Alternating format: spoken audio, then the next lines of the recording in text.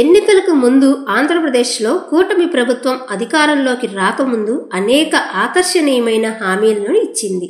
హామీలు ఇస్తున్న సందర్భంగా కూటమి నాయకత్వం అప్పుడు చెప్పిన మాట రాష్ట్రం పూర్తిగా అప్పుల ఊబిలో కూరుకుపోయింది, శ్రీలంకలా మారిపోతుంది, ఆంధ్రప్రదేశ్ రాష్ట్రానికి 14 లక్షల కోట్ల రూపాయల అప్పు ఉన్నాయని అంటూ పబ్లిక్ గా ఎన్నో ప్రచార సభల్లో పదే పదే ప్రజలకు చెప్పి రాష్ట్రానికి 14 లక్షల కోట్ల అప్పు ఉన్నా మాకు సంపద సృష్టించడం తెలుసు, సంపద సృష్టిస్తా, మేము ఇచ్చిన పథకాలన్నీ అమలు చేస్తామని విపరీతంగా ప్రచారం చేశారు.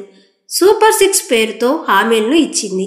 ఎవరు ఏది అడిగితే అది మేం చేస్తామన్నట్లుగా హామీలను ఇచ్చారు. అప్పటి వైసీపీ ప్రభుత్వం సంవత్సరానికి 65 నుండి 70 వేల కోట్లను ఖర్చు చేస్తే ఆల్మోస్ట్ దానికి డబుల్ సంక్షేమ కార్యక్రమాల మీద ఖర్చు పెడతామని అప్పటి కూటమి నాయకత్వం హామీలు ఇచ్చుకుంటూ వచ్చారు. ఇప్పుడు అధికారంలోకి వచ్చిన తర్వాత ఈ సంక్షేమ కార్యక్రమాల అమలు ఎప్పుడు జరుగుతుంది, ఎప్పుడు చేస్తారు అంటే క్రమంగా పిల్లి మొగ్గలు వేస్తూ వచ్చింది. ఈ అప్పులు చూస్తే భయమేస్తుంది అంటూ అసెంబ్లీ వేదికగా చంద్రబాబు నాయుడు గారు మాట్లాడడం మనం చూసాం. అయితే అధికారంలోకి వచ్చిన తర్వాత కాగ్ చెప్పిన దాని ప్రకారం, అసెంబ్లీలో రాష్ట్ర ప్రభుత్వం బడ్జెట్లో చెప్పిన దాని ప్రకారం, అలాగే కేంద్ర ప్రభుత్వం పార్లమెంట్ వేదికగా చెప్పిన దాని ప్రకారం 7 లక్షల కోట్లు ఎక్కడా దాటడం లేదు. దాదాపు కూటమి ప్రచారం చేసిన దానికి సగం మాత్రమే అప్పు ఉంది. 14 లక్షల కోట్లు ఉందని ప్రచారం చేసి అంత అప్పు ఉన్నా అన్ని పథకాలు అమలు చేస్తామని చెప్పిన కూటమి ఇప్పుడు అది 7 లక్షల కోట్లు ఉన్నప్పటికి కూడా పథకాలు ఎందుకు అమలు చేయలేకపోతున్నామని అడుగుతుంటే ఆంధ్రప్రదేశ్ ఆర్థిక పరిస్థితి బాగలేదని చెప్తున్నారు. మీరు చెప్పిన దానికి 50% రాష్ట్ర అప్పులు ఉన్నప్పుడు వాటిని అమలు చేయడానికి వస్తున్న ఇబ్బంది ఏంటి అంటే సమాధానం చెప్పలేని పరిస్థితి. నిన్న సీఎం చంద్రబాబు గారు మీడియాతో మాట్లాడుతూ తల్లికి వందనం, అన్నదాత సుఖీభవ పథకాల అమలుపై కీలక వ్యాఖ్యలు చేశారు. ఏపీ ఆర్థిక పరిస్థితిపై నీతి ఆయోగ్ నివేదిక విడుదల చేసిన సంగతి తెలిసిందే. ఈ నేపథ్యంలో నీతి ఆయోగ్ నివేదికపై సీఎం నారా చంద్రబాబు నాయుడు గారు విలేకరుల సమావేశం నిర్వహించారు. ఈ సందర్భంగా చంద్రబాబు ఆసక్తికర వ్యాఖ్యలు చేశారు. నీతి ఆయోగ్ నివేదికలో వైసీపీ హయాంలో రాష్ట్ర ఆర్థిక పరిస్థితిపై క్లారిటీ ఇచ్చారని చంద్రబాబు చెప్పారు. వైసీపీ ప్రభుత్వం ప్రభుత్వ కార్యాలయాలను కూడా తాకట్టు పెట్టిందన్న చంద్రబాబు వైసీపీ పాలన వల్ల ఏపీ రాష్ట్ర ఆర్థిక పరిస్థితి బీహార్ కంటే దిగజారిందని ఆరోపించారు. అప్పులు చేసి తిరిగి చెల్లించే శక్తి ఆంధ్రప్రదేశ్ రాష్ట్రానికి లేదని చంద్రబాబు చెప్పుకొచ్చారు. ఆంధ్రప్రదేశ్ ఆర్థిక పరిస్థితిని తిరిగి గాడిన పెట్టే ప్రయత్నం చేస్తున్నామన్న చంద్రబాబు రాష్ట్ర ప్రజలకు నిజాలు తెలియాలని విలేకరుల సమావేశం పెట్టినట్లు చెప్పారు. కేంద్రం నుంచి ఏపీ రాజధాని అమరావతికి 15,000 కోట్లు, పోలవరం జాతీయ ప్రాజెక్టుకు 12,750 కోట్లు, విశాఖపట్నం స్టీల్ ప్లాంట్కు 11,114 కోట్ల సహకారం అందిందన్న చంద్రబాబు అయితే ఆ నిధులను సంక్షేమ పథకాలకు మళ్లించలేనని అన్నారు. ఆయా ప్రాజెక్టులను పూర్తి చేయాల్సిన అవసరం ఉందని, వాటి ద్వారే సంపద సృష్టికి అవకాశం ఉందని చంద్రబాబు తెలిపారు. రాష్ట్ర ఆర్థిక పరిస్థితి బాలేదన్న చంద్రబాబు ఆర్థిక పరిస్థితి కొంచెం మెరుగవ్వగానే తల్లికి వందనం, అన్నదాత సుఖీభవ వంటి పథకాలను అమలు చేస్తామన్నారు.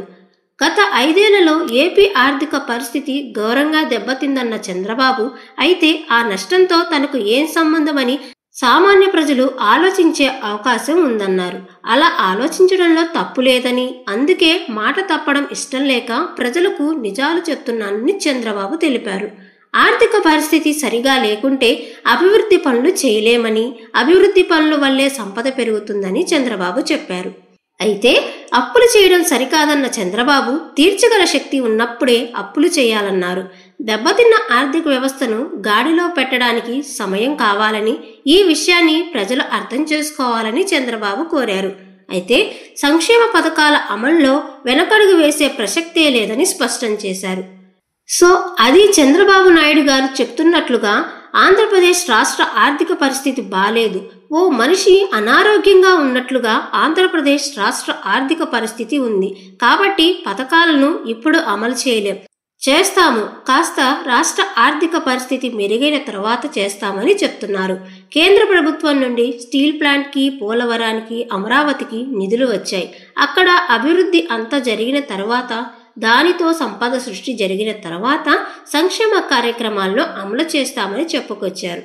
రాజకీయ పార్టీల బాధ్యతారాహిత్యాన్ని నిదర్శనంగా ఈ ప్రెస్ మీట్గా దీన్ని భావించాలి. ఎందుకంటే ఆంధ్రప్రదేశ్లో కూటమి అధికారంలోకి వచ్చిన తర్వాత తల్లికి వందనం సంబంధించి ఎలక్షన్లో విస్తృతంగా ప్రచారం చేసి 15,000 అంటూ ఎంతమంది పిల్లలు ఉంటే అంతమందికి ఇస్తామని చెప్పారు. రైతు భరోసాని పేరు మార్చి అన్నదాత సుఖీభవ అని చెప్పి ప్రతి సంవత్సరం 20,000 ఇస్తామని చెప్పారు. ఫ్రీ బస్సు ఇంకా అనేక సంక్షేమ కార్యక్రమాల హామీలను ప్రజలకిస్తూ వచ్చారు. అసలు మీరు అధికారంలోకి రాకముందే ఆంధ్రప్రదేశ్ ఆర్థిక పరిస్థితి మీద మీకు ఒక అవగాహన ఉంది కదా. 14 సంవత్సరాలు ముఖ్యమంత్రిగా చేసిన అనుభవం ఉంది కదా. మీరు అధికారంలోకి రాకముందు ప్రతి సంవత్సరం కాగ్ రిపోర్ట్ ఇస్తూనే వచ్చింది కదా. ఇప్పుడు ఏదో కొత్తగా రిపోర్ట్ ఇస్తున్నట్లు ఇలా ప్రెస్ మీట్ పెట్టి బాధపడ్డవి ఏంటి చంద్రబాబు గారు అంటూ మీరిలా చేస్తుంటే పథకాలు ఇవ్వలేక సాకులు వెతుకుతున్నట్లు ఉంది అని పలువురు రాజకీయ విశ్లేషకులు భావిస్తున్నారు.